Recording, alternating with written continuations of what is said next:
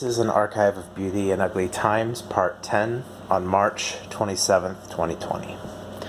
My first beautiful thing today is this fruit and vegetable supply.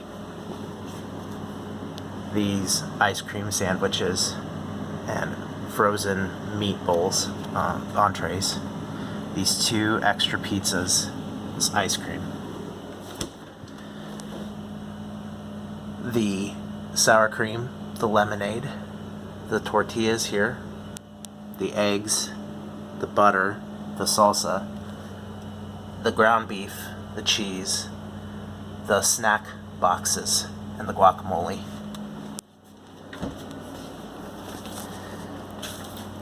These tortilla chips, the chocolate, protein bars, and the stress relief tea.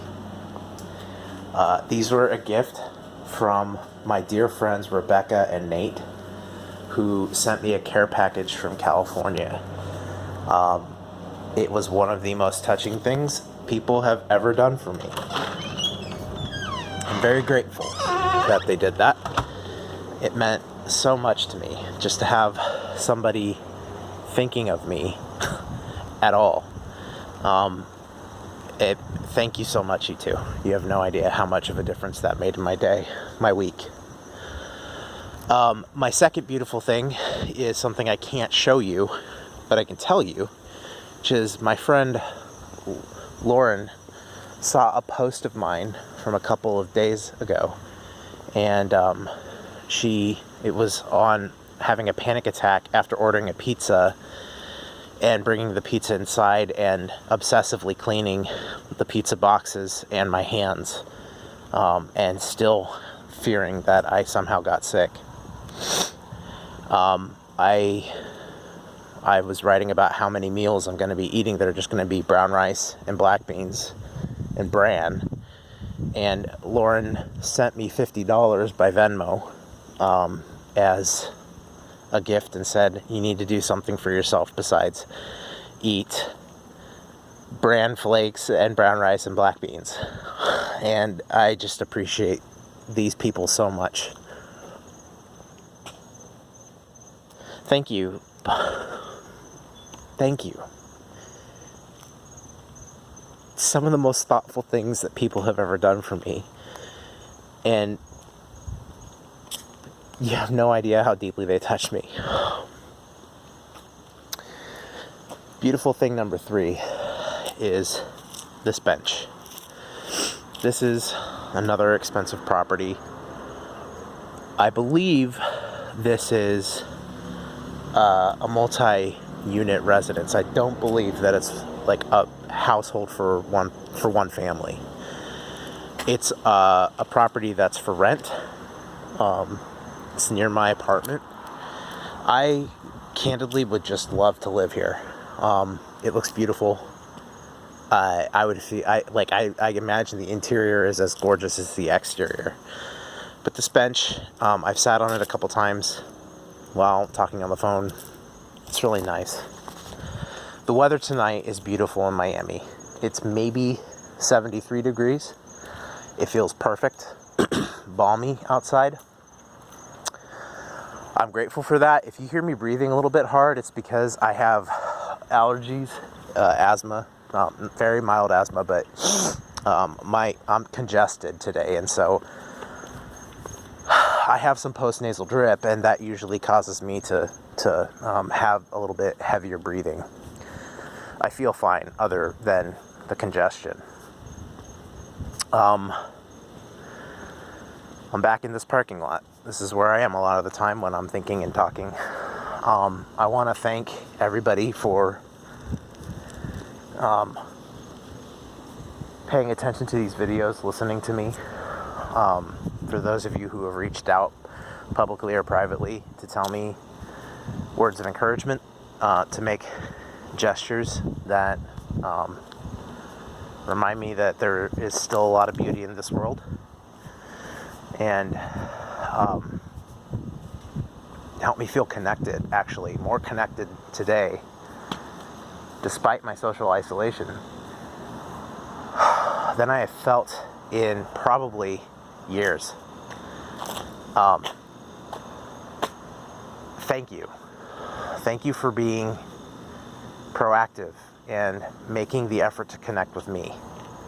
It's very hard for me to reach out. And in many ways, these videos are me trying to do that. Take steps outside of my shell. A fourth beautiful thing, since I shortchanged you guys yesterday, I'm going to keep looking. This plant, this tree. I'm assuming it's a palm, based on the bark I see underneath. I'm not sure though, but I think that foliage is really cool.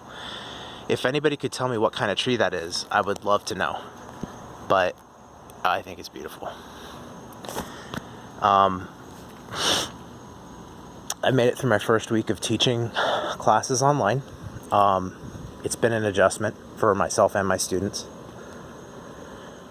Things are unsettled. I have several students who have family members who are presumptive positive with COVID. Some of those family members are pretty old. That's tough for them. I have at least one student who told me they think they have COVID, that they've had the symptomology, and that doctors said they couldn't test him or anybody in his age bracket unless they had severe symptoms, because they just don't have enough tests. I found out from a couple of coworkers that they had a severe flu-like illness that lasted for over a week, and they were also unable to get tested. I have a friend who is a pastor who works in an area that's a hot spot, and he was tested finally, although I don't know if he got his results back. But he's had symptoms in line with coronavirus, and he's in a place where there's an outbreak. I have friends in New York who are basically trapped in their residences. I have several students who have reached out to me from New York, former students who just asked for contact. This is getting really real for a lot of people. And I wish I could tell everybody it's just all going to be okay. Ultimately, I do believe things are going to be okay in aggregate, but you lose details in aggregation. You lose the personal tragedies. You lose the students who die, their families that die, the elderly who die. You lose the hardship, the loss of jobs, the loss of income, the loss of economic security. You lose the tragedy of despair that pervades many households right now. The trapped people who are stuck with people who abuse them. The world is a tough place these days for a lot of people, and by all accounts, it's going to get tougher. But I do believe that ultimately it will get better. Here's another beautiful thing I just noticed. You see those palms across the water? Right now, the way that they're lit from underneath, I find that really beautiful. And the sound of the water and the crickets and the animals swimming. Still beautiful.